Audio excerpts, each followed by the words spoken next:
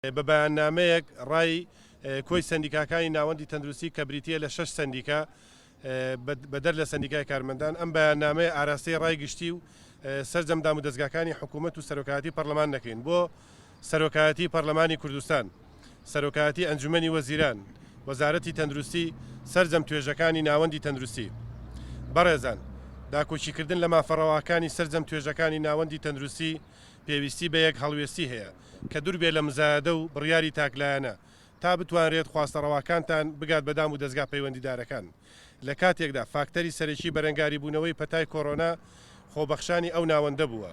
وێڕای هاندانی هاوڵاتیان بۆ مانەوەیان لە ماڵەکان بەڵام بێدابڕان بەردەوام خەمخۆر و خوازیاری پێشکەشکردنی خزمەتگوزاری تەندروستی بوون. جێهێشتنی بەرژەوەندیەکان و پێشەنگبوون لە ڕوبەڕبوونەوەی پەتای درم و نەخۆشیەکان سیمای هەمیشەیی ئەو ناوەندە بووە. هەر بۆیە وەکو کۆی سندیکا و کۆمەڵە و ڕێکخراوە تەندروستیەکانی کە لە خوارەوە واژۆمان کردووە ئەبین بە مینبەری داواڕەواکانی ئەو ناوەندە و پێداگر ئەبین لە ڕەچاوکردنی مافەڕەواکانتان.